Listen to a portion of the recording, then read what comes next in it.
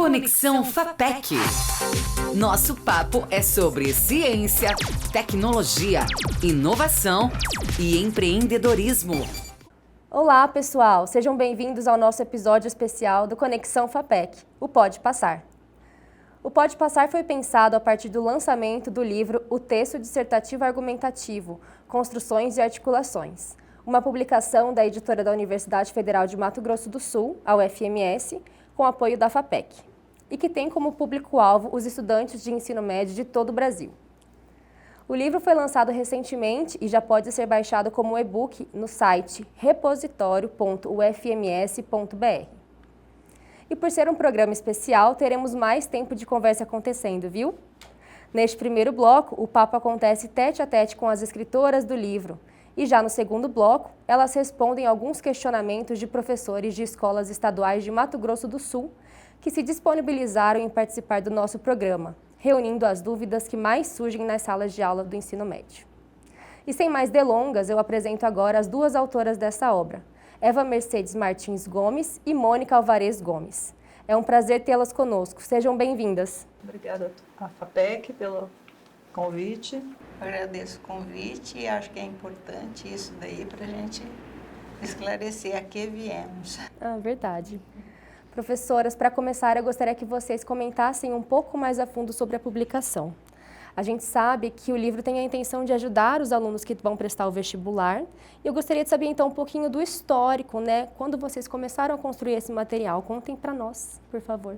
Bom, Thaís, eu novamente reitero os agradecimentos, né, de estar aqui tendo essa oportunidade de falar sobre o nosso livro. E assim, acho super importante e obrigada por essa sua pergunta. Então, esse projeto começou por duas questões principais. Inicialmente, porque houve algumas reações de alguns elementos da sociedade questionando a banca FAPEC.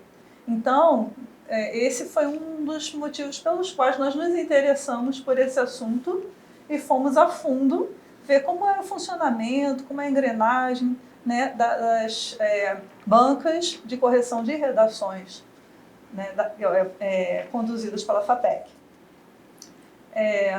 E o nosso objetivo também não foi, importante pontuar aqui, fazer um novo manual de redação. Né? Então, não é um livro que é um manual e nem uma cartilha, menos ainda.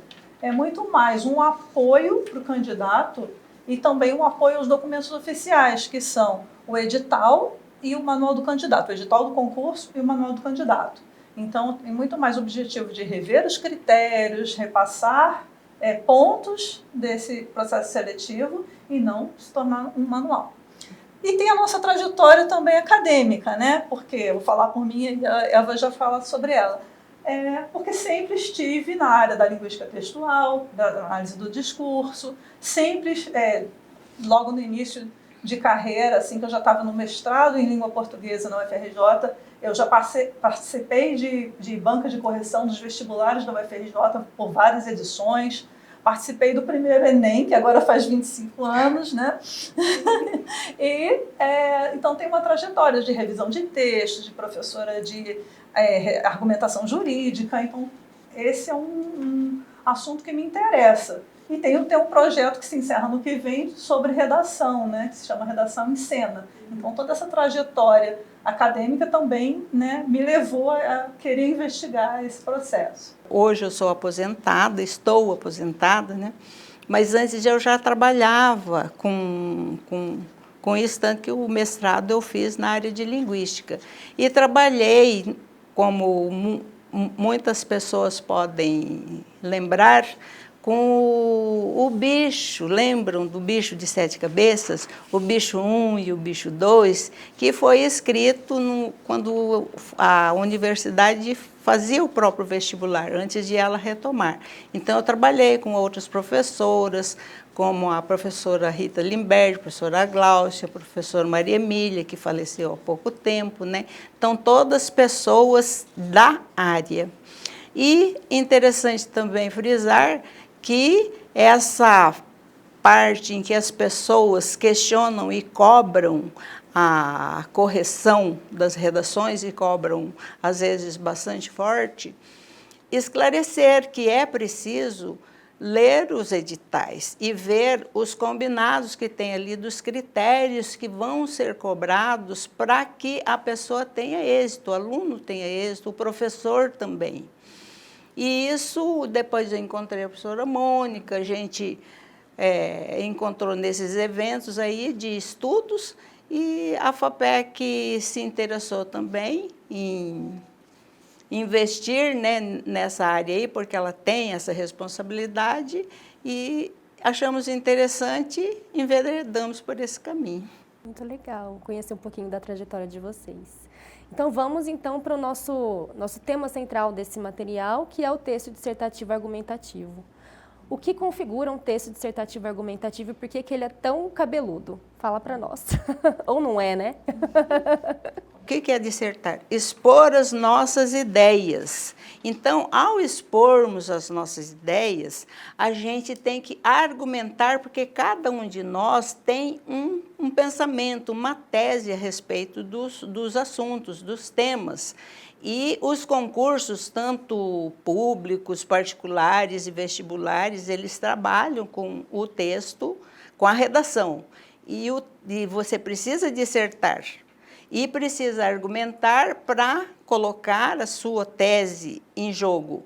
Então, você disserta e expõe a sua ideia.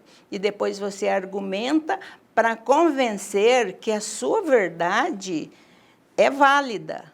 Aí você usa a gramática, com conhecimento gramatical, etc. Vai uma série de fatores que vão se somando até que nós chegamos ao texto dissertativo argumentativo, que é expor ideias e convencer o leitor ou alguém de que a nossa ideia é válida. Para o aluno é importante ele pensar que há outras modalidades de redação escolar que trabalham com dissertação, mas neste caso que se pede um texto dissertativo argumentativo. Então, ele pode fazer uma dissertação que é um apanhado de ideias e aí, de repente, ele não é aprovado e não entende por quê. Porque faltou a parte argumentativa. Então, ele precisa ter muito claramente, identificar muito claramente um ponto de vista, colocar isso, né, muito claramente na sua introdução, na sua proposta de texto, e desenvolver ideias de modo muito claro, muito explícito, que justifiquem esse ponto de vista e que ele pense que, desta maneira, ele convence o leitor, seja ele qual for, desse ponto de vista, dessa tese. Então, que ele, através da razoabilidade, né? Então, ele justifique através de argumentos lógicos ou quase lógicos, esse ponto de vista. Então, o que acontece muitas vezes é que ele não se preocupa em trabalhar essas ideias de modo a convencer o seu leitor desta tese. Ele está muito mais preocupado em convencer o avaliador de que ele tem direito ou merece a vaga, porque ele conhece isso ou aquilo, e ele esquece de convencer do ponto de vista. E o que está sendo avaliado, né, o que se avalia em redação argumentativa é a exposição dos argumentos que comprovem aquela tese e que convençam o leitor. Então, é claro que, né, há todo um trabalho linguístico para que isso seja, né, feito de uma maneira satisfatória, mas ele não pode perder de vista isso que faz do texto dissertativo também argumentativo. Ele tem que persuadir quem está lendo, é isso, né? Exatamente. Entendi. É o convencimento. É um poder, né? É o poder. Quando a gente se familiariza com o material, a gente observa que ele conta com um capítulo inteiro a respeito dos critérios de avaliação das redações. A gente gostaria de falar, então, um pouco sobre um dos temas que aparece nesse capítulo, que se compreende por indício de autoria. Seria possível trazer algum exemplo para a gente entender um pouquinho melhor? Nós encontramos, principalmente o trabalho do Pocente, né, professor Pocente da Unicamp, em que ele desenvolve essa ideia de uma maneira muito didática sobre indícios de autoria.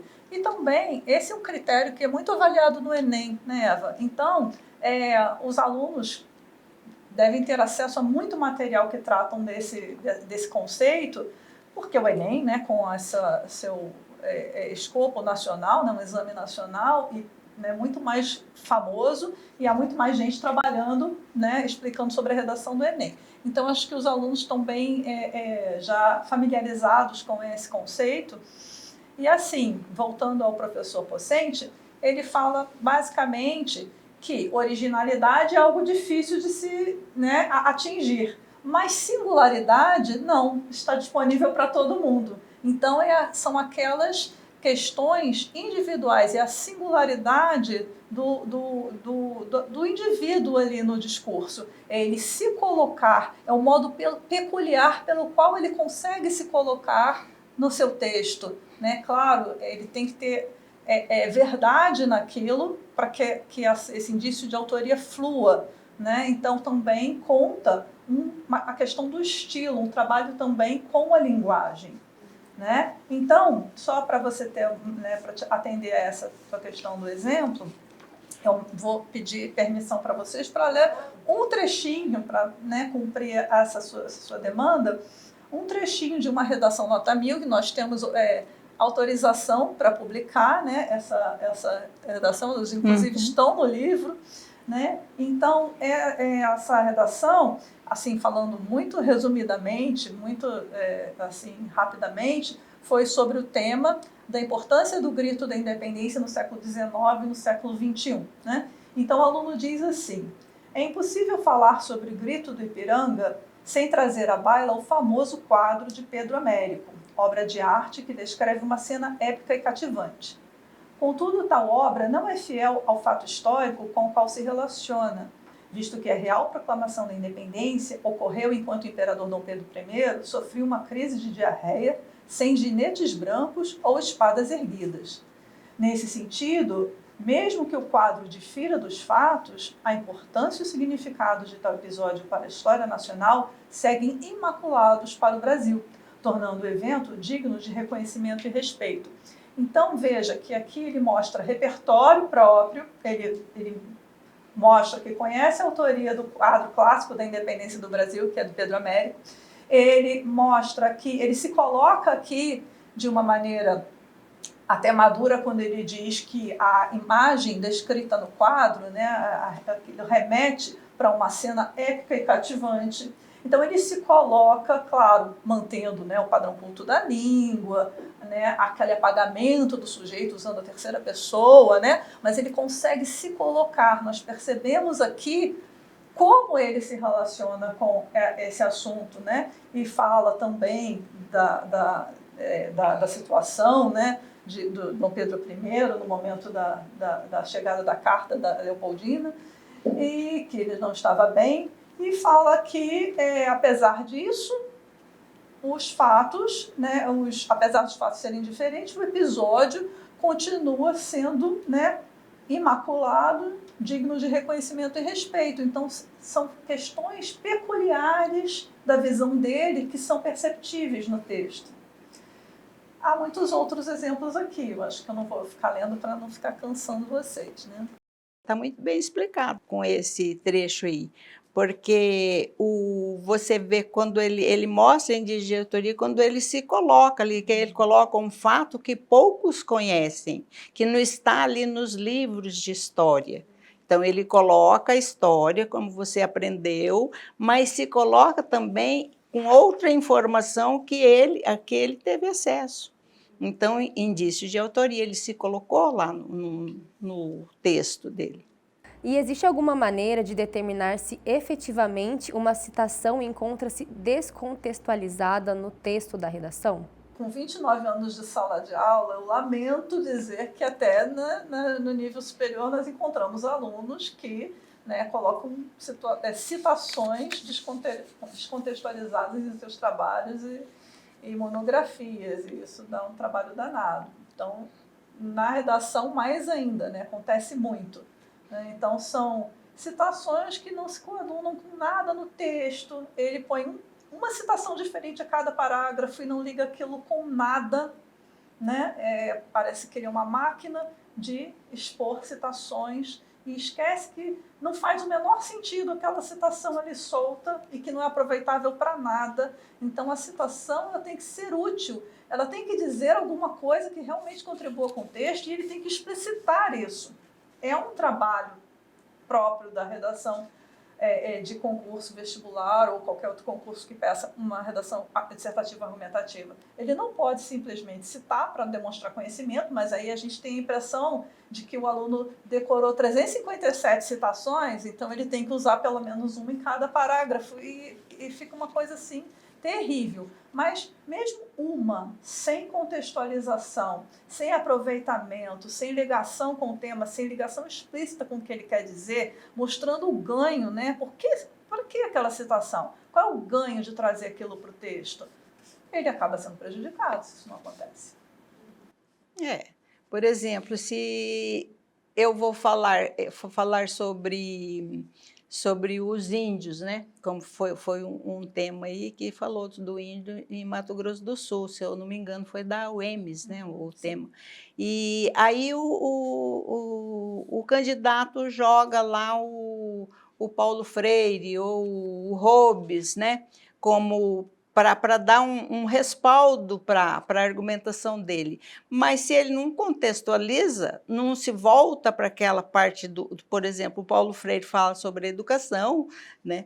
E ele não puxar esse gancho para o tema que ele está tratando, ele descontextualizou, não tem necessidade de ele citar. Ele pode até citar uma música que ele conhece, sabe, até seria melhor, que esteja contextualizado dentro do tema que ele está ali trabalhando. Às vezes é melhor não trazer a citação. Às vezes é melhor não trazer. Às vezes é muito melhor, porque há textos que a gente encontra que ele não tem nenhuma citação. Entretanto, ele recebe uma avaliação boa, porque ele soube argumentar de forma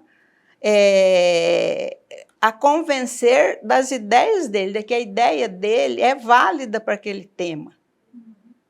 Então, não cita. Então, na dúvida, não cite ninguém. Pessoal, esse assunto está bem interessante. E a gente segue falando sobre ele na próxima edição do nosso episódio especial. Conexão FAPEC. Nosso papo é sobre ciência, tecnologia, inovação e empreendedorismo.